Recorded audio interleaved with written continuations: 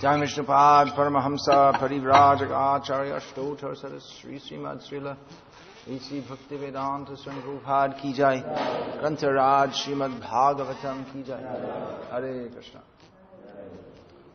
Ma'am Vishnupadaya Krishna Parishtaya Bhutale Srimate Bhaktivedanta Swami Namane Namaste Saraswati Devi Gauravani Pracharine Vishesha Shunyavadi Paschatya Deshatarne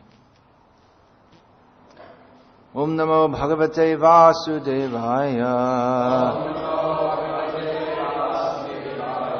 Om Namo Bhagavate Vasudevaya Om Namo Bhagavate Vasudevaya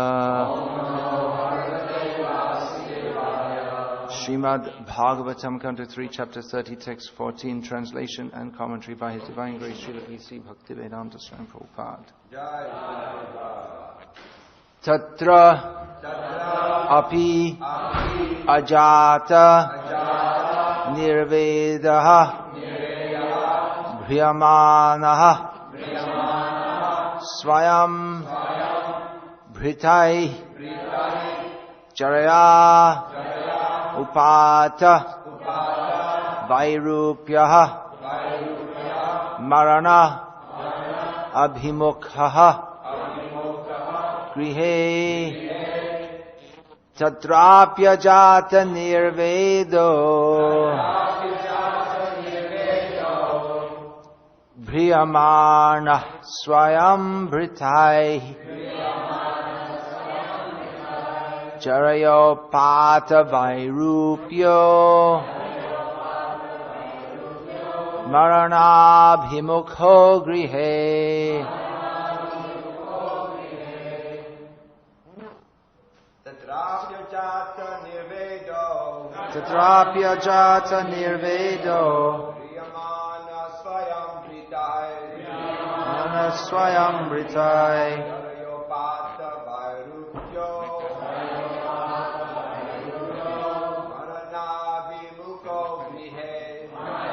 Bhimukho Grihe Tatrapya Jata Nirvedo Priyamana Swayam Britai Jayopata Vairupyo Maranabhimukho Grihe Tatrapya Jata Nirvedo Priyamana Swayam Britai Jayopata Vairupyo Maranabhimukho Grihe Tatrapya Jata Nirvedo Priyamana Swayam Britai Jayopata Vairupyo Maranabhimukho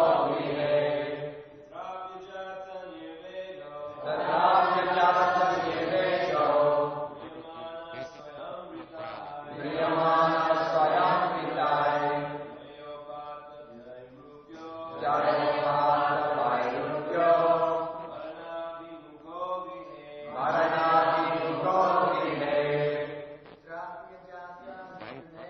Tatrapya Jata Nirvedo Priyamana Swayam Britai Jayopata Vairupyo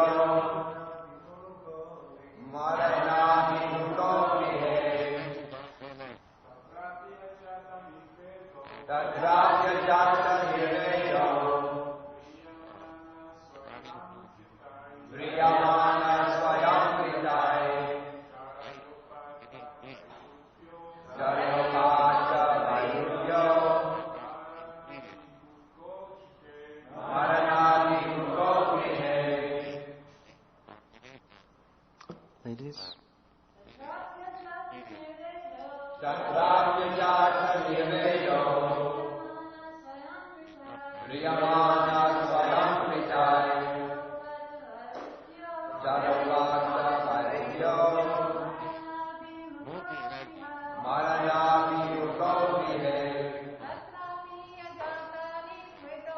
Tatrapya Jata Nirvedo Priyamana Swayam Britai Jayopata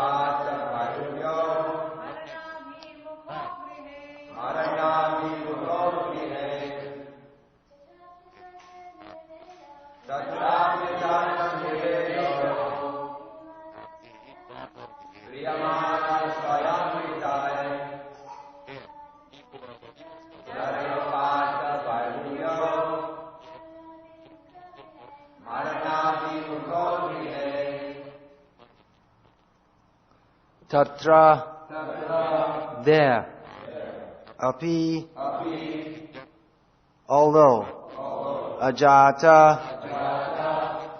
not arisen. Nirvedaha, aversion. Briyamanaha, being maintained. Swayam, by himself. Bhritaihi, by those who were maintained. Jaraya, by old age. Upata, obtained. Vairupyaha,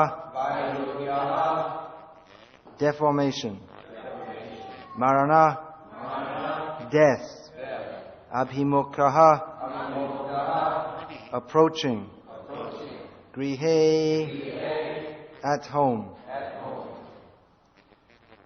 The foolish family man does not become averse to family life, although he is maintained by those whom he once maintained.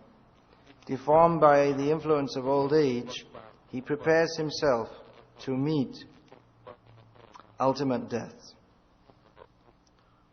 Purport: family attraction is so strong that even if one is neglected by family members in his old age, he cannot give up family affection and he remains at home just like a dog.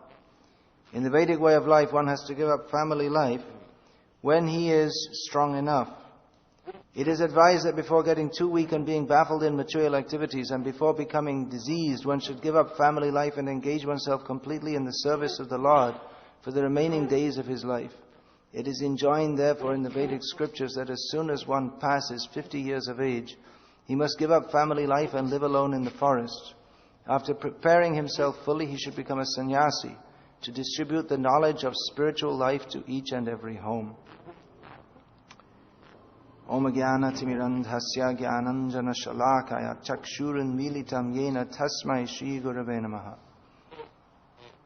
Vandeham Shri Guru Shri Yataf Parakamalam Shri Guru Navaishnavang Shri Rupam Sagrajatam Sahagana Raghunatam Vitam Tam Sajivam Sadvaitam Savadhutam Parijana Sahitam Krishna Chaitanya Devam Shri Radha Krishna Padan Sahagana Lalita Shri Vishakhan Vitam Scha.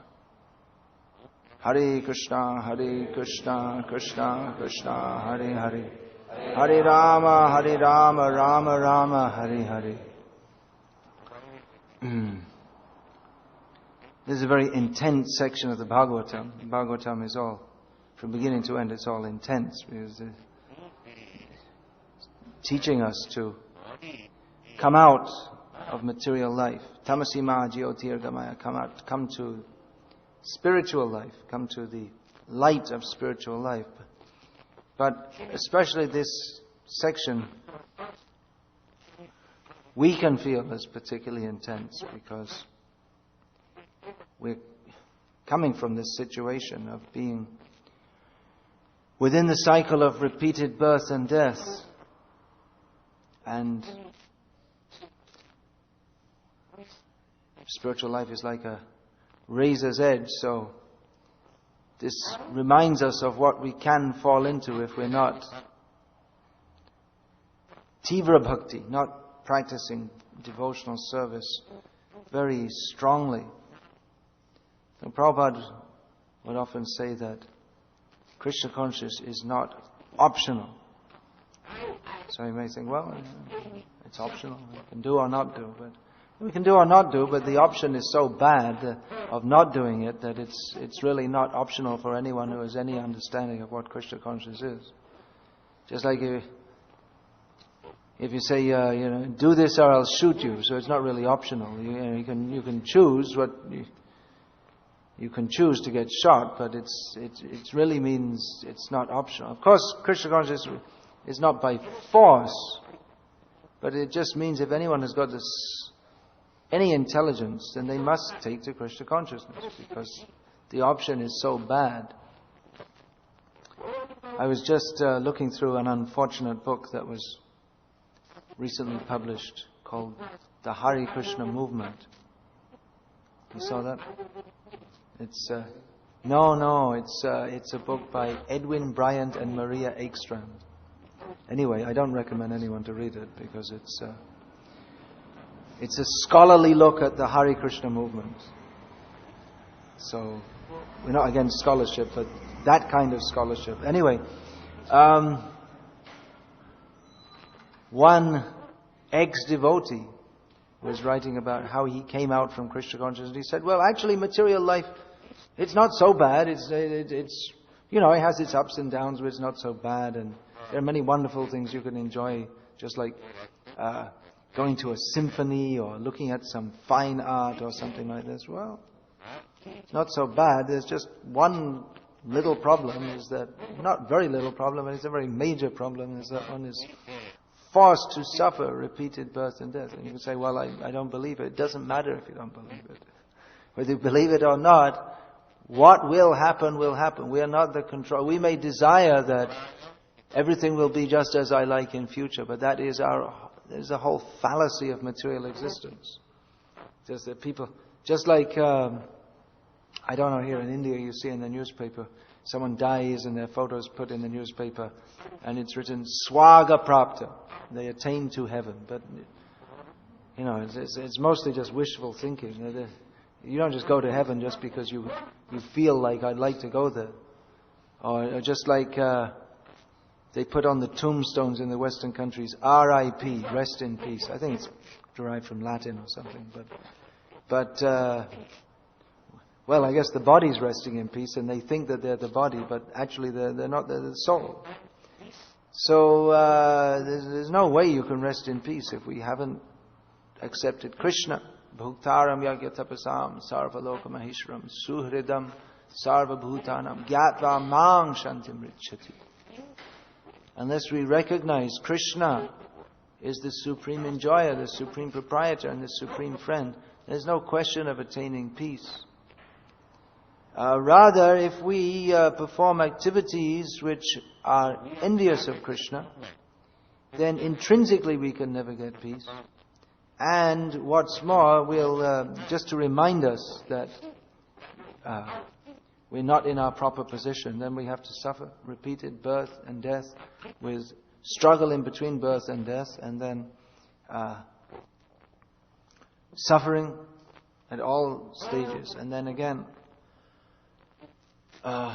go to see Yamaraj for those who are very sinful. So generally we people like to think, yes, I'm good, I'll go to heaven, I'm very good, I give money for protecting the street dogs, or saving the whale, or I'm very good, I send money to help the troops in Iraq, and I do good things. But they don't know what is good and what is not good, and that good means to satisfy Krishna, and everything else is sinful. Hitler was nice, so we're told. He was in his ordinary dealings, he was like a gentleman. He was a vegetarian. So, but he had some other habits which weren't so nice, of course, which are better known. But it's like that. We think, yeah, I'm very nice, and I'm very nicely working hard so that my family can be healthy, and feeding them meat or even vegetarian foods. That's also, if it's not Krishna conscious, then it's all sinful. So people don't know this, especially in this Southern California. It's a real dream world.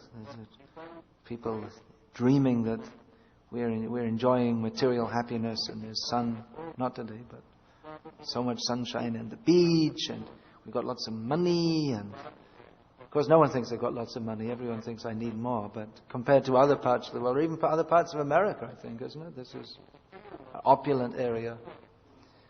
So they're in a big a dream world. Of course, the whole material world is just a dreamlike existence of being happy, but they don't see. Pashanapi na pashyati. They don't see, even though they see that Everyone is suffering, everyone is dying, but they don't see, because they don't see through the eye of Scripture. Therefore everyone is blind and blindly marching toward death and thinking themselves very happy. So Prabhupada is matching the text with a purport of equal intensity.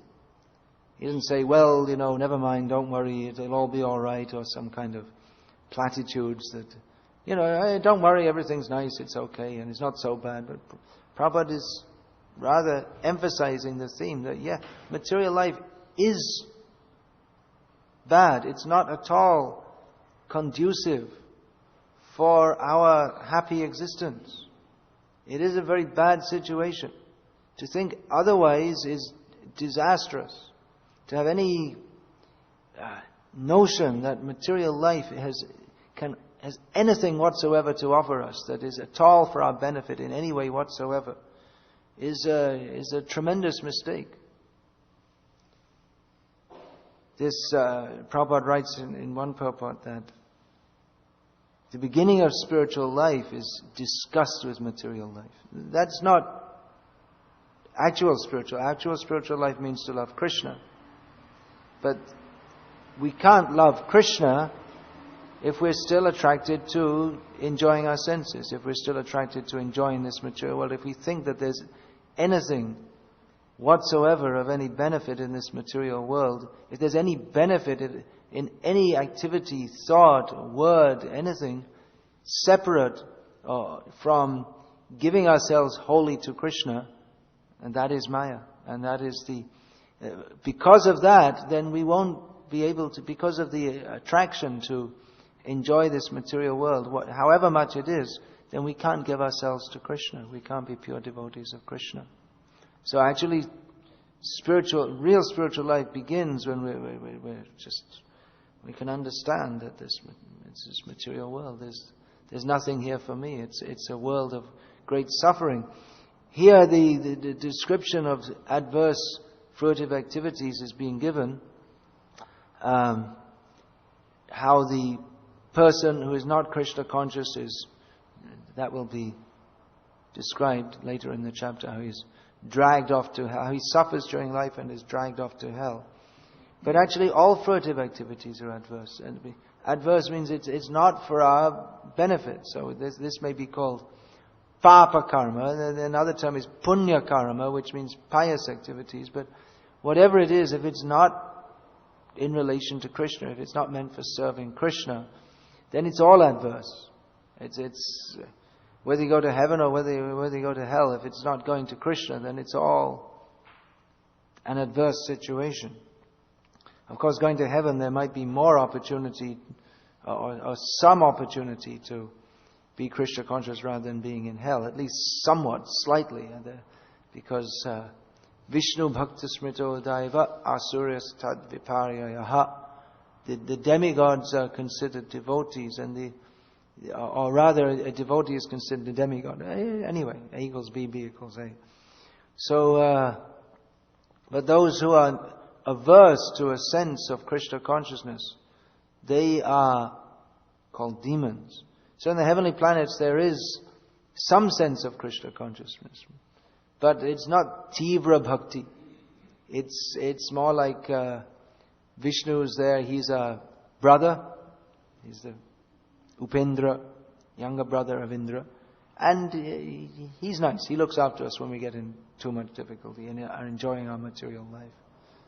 So it's a long way from pure Krishna consciousness, the standard Krishna consciousness of the demigods, and because it's not really Krishna consciousness, it's self-consciousness with a slight admixture of Krishna consciousness, then one can fall from the heavenly planets into a hellish situation. One can be a demigod and then it can become a demon, and it happens all the time.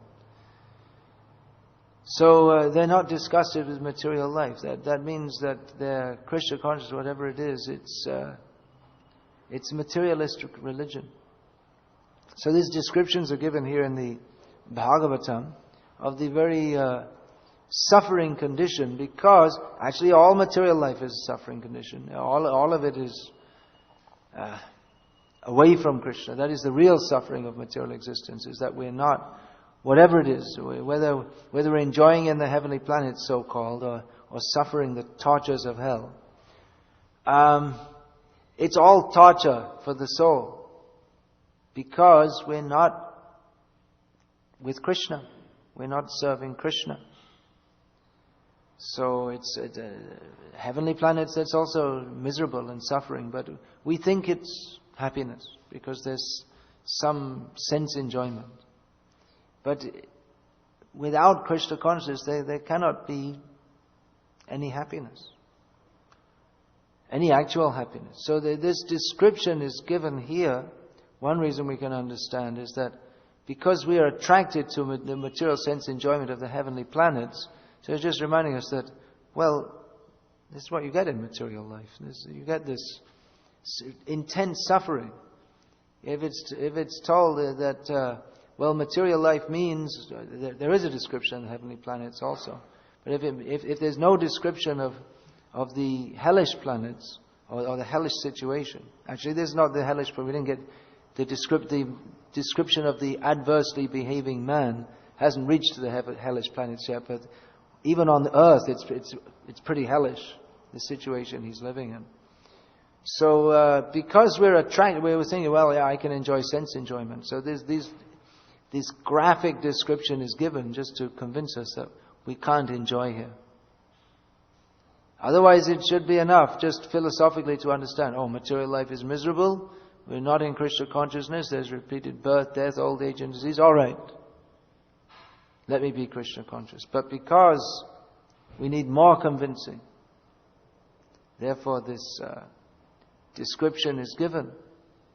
Because that tendency may be there. In practicing Krishna consciousness, we may think, well, material life isn't so bad.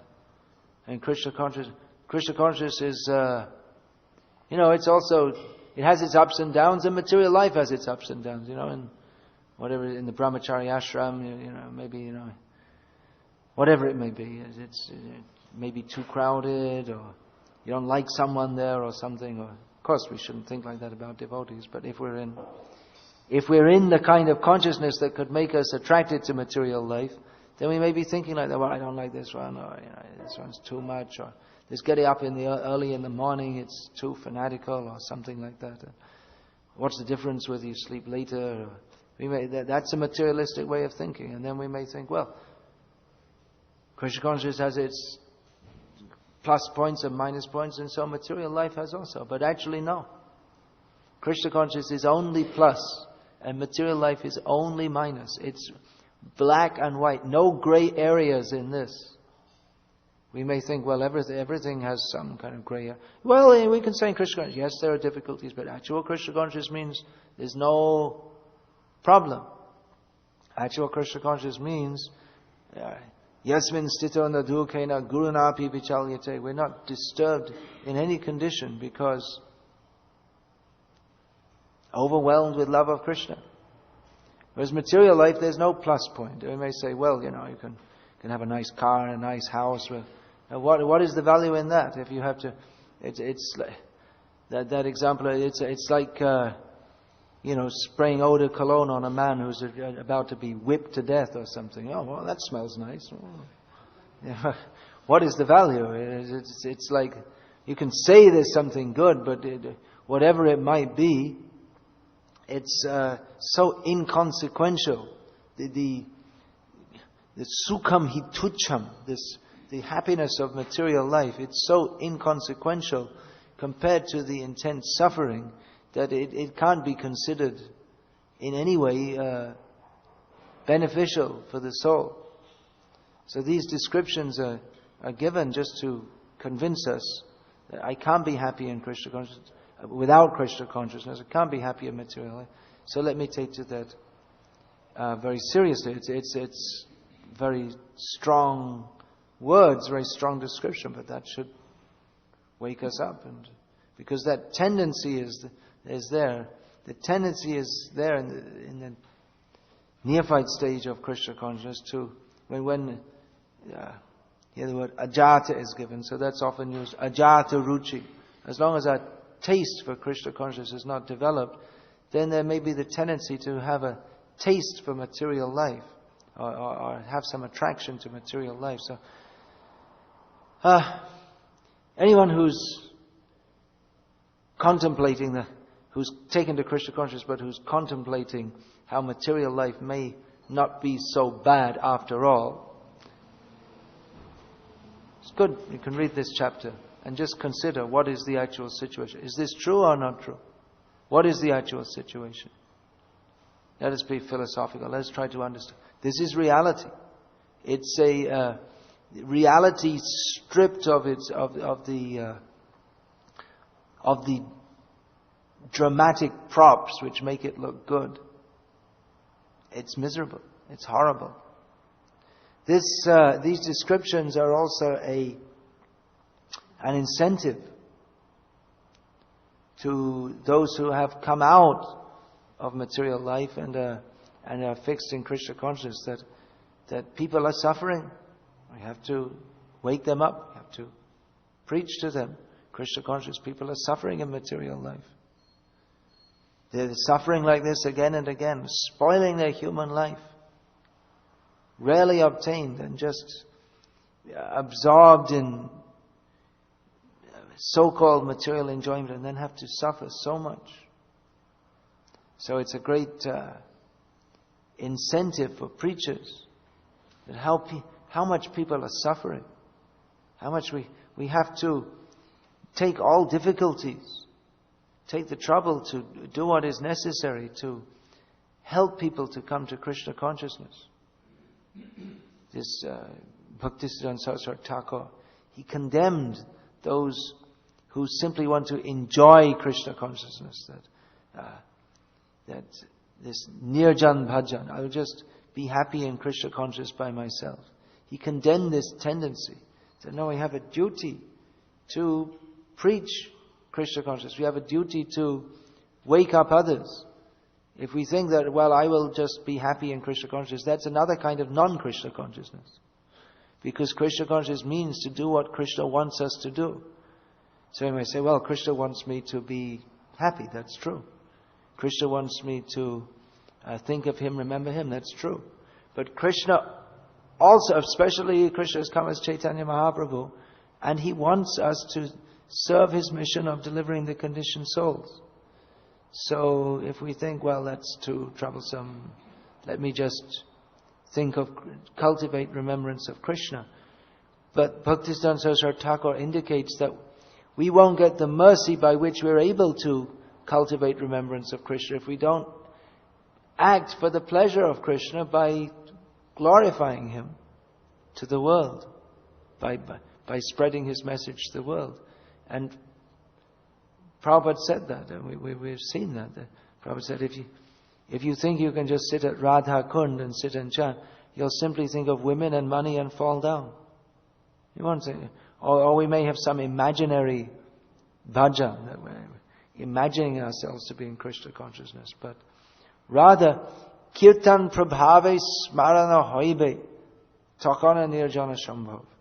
Rather by the endeavor to preach Krishna consciousness, by glorifying Krishna. Kirtan prabhave smarana hoibe. Then remembrance of Krishna. The result will be remembrance of Krishna. Then it is possible, when one is actually fixed in remembering Krishna, then it's possible to withdraw from this world for nirjan bhajan. Prabhupada told Bhurijan Prabhu that you preach, you engage actively in the Krishna consciousness movement until you're 50. Then you come and live in Vrindavan. So he's doing that now, but he's preaching in Vrindavan also. And he told, I think it was Jamuna Devi, that when you're older you come and live in Vrindavan and you cultivate remembrance of Krishna. But he said, but if you don't preach prior to that, then you won't be able to. You won't be able to remember Krishna. You won't get the mercy. So this preaching Krishna consciousness or engaging in the Sankirtan movement, it is just like Krishna consciousness is not optional. It's also not optional for those who wish to get the mercy for those who want to be Krishna conscious. It's not an optional part of Krishna consciousness. It is Chaitanya Mahaprabhu's desire that his followers take part in this mission. It's a very great mission, and we may think, well, what can I do? I'm very small. We're all very small, but together, everyone's contribution, it all has its effect. And though we may be very small, our message is not very small. Every time, for instance, that we put a book in someone's hand and they take it away, it's not a small event. It's not a minor thing. The person who's taking it might think it's a minor thing. He might not even think. It may be so minor to him that he hardly even thinks about it. But it's the most important thing that ever happened to him since he came in this material world. He doesn't realize it. But every endeavor to preach Krishna consciousness, it's a major event. So, with this faith and with this compassion and with this commitment, with this understanding of the urgency, the necessity of Krishna consciousness, then we can and must preach Krishna consciousness. Hare Krishna. Any question or comment, please?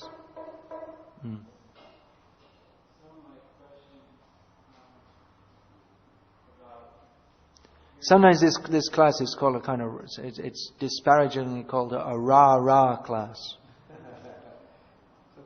That means, you just try and fire everyone up. But it's philosophical. We're talking facts here. It's not just, get them out the door and we want to distribute the books and make number one. But no, these are, everything I said was absolutely based on the philosophical understanding of Srimad Bhagavatam.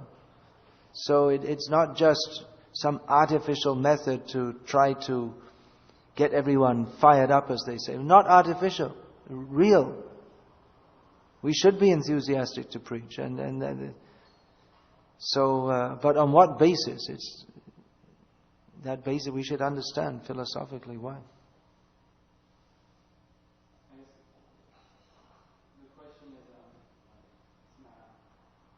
Anyway, I can hear you. I'll repeat it.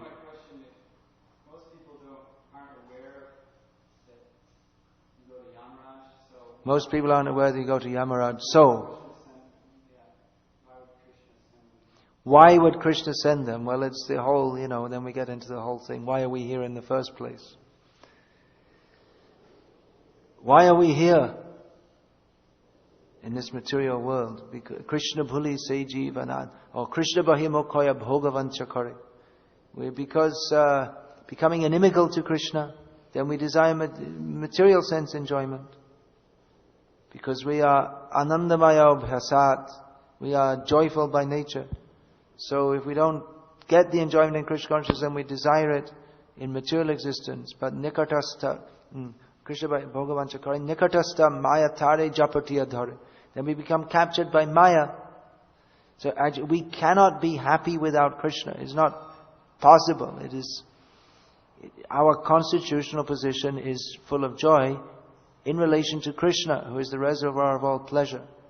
So, material life means suffering. Even if Krishna didn't send everyone to Yamara, just everyone should go to heaven, but they wouldn't be happy there either, because there is no happiness in the material world. So, but because we're in some kind of illusion that we're thinking it's happiness. Just like that example is given in Chaitanya Charitamrita, the person who's he's dunked underwater and then given a chance to come up, and it's a kind of punishment. Given a chance to come up and breathe for air. Just while he's breathing, he's thinking, this is wonderful, and again dunked under.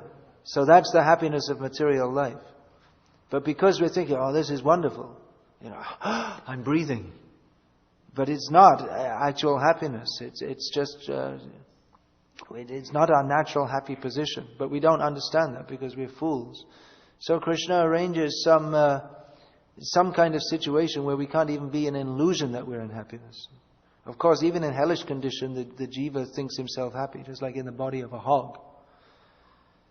So it's Krishna's kindness to help us understand that there is no happiness in material life, so that we can come to Him. You may say, well, he doesn't know. Well, then he can know. He go and distribute the book, then he'll know. It's all part of Krishna's plan.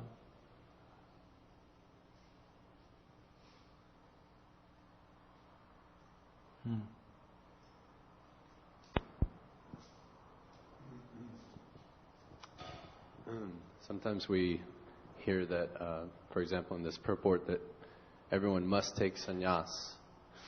And then other times we hear that in Kali Yuga it's not recommended, and that a devotee can be pure in any situation, whatever ashram they're in. What is the conclusion, please? Well, here Prabhupada is talking about leaving home at the end of life.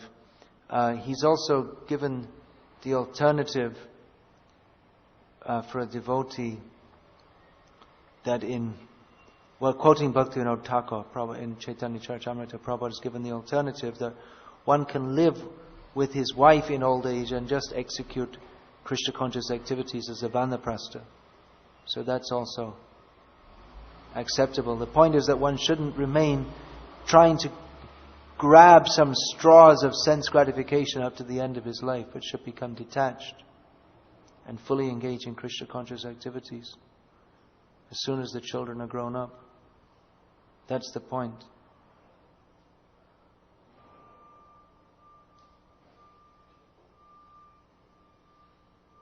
Sannyas, that Krishna states, what is sannyas in Bhagavad Gita? Anashita karma phalang karyam karma karoti yaha sasannyasi cha yogi cha naniragnyana chakriya. The one who is a real sannyasi, not one who gives up all activities and who gives up fire. Because karma sannyas means to give up fire. No cooking, no yajna. It means no household life in Vedic cultures means the fire. There's always fire. You have to cook, and the fire for the yajna is always kept burning. So the sannyasi gives that up, and he gives up all involvement in social activities. But Krishna says that he is not the real sannyasi or yogi. The real sannyasi or yogi is one who works as he is obligated without any attachment to the result. Here, of course, Prabhupada is talking about giving up family life and living alone in the forest, that he's referring to sannyas as it's conventionally understood. But the point is that one should prepare oneself for going back to Godhead, not remaining attached. So Bhaktivinoda Thakur, he said he was in householder life, had many children, he took that responsibility. But towards the end of his life, he gave up his family duties, and he was mostly living at Godrum. He built another house in Navadvip Dham. And sometimes he would come to Calcutta and stay in his family house, but he wouldn't be involved in the family affairs. He was withdrawn from that. And eventually, the last few years of his life, he completely left home and did bhajan. But then he came to Bhakti Bhavan, his house in Calcutta, and left the world from there. So the point is that one should consciously cultivate detachment. That if one has been in family life and there's some attachment is there, which will be there, it's always there for all householders, then you should consciously withdraw from that. Make a program to withdraw, so that at the end of life, ante Narayana smriti, that one will remember Narayana. Because if one remembers one's family members, unless they're pure devotees, then but even then, if one remembers them with some kind of material attachment, that Kunti Devi was saying, Sneha pashamemang chindhi, jura pandeshu vrishnishu. Please cut my attachment even to the Vrishnis and Pandavas. So the point is that we have to become detached from family attachment and attached to Krishna And there should be a program for doing that. And as long as one remains involved in these activities, then there's a very good chance that at the time of death we won't remember Krishna. So, anything else? Time's up? Alright. Hare Krishna. Srimad Bhagavatam ki jai. His Divine Grace Srila Prabhupada ki jai.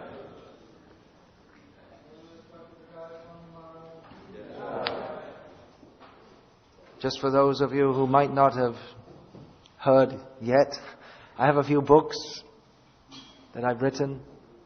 There's nothing in here about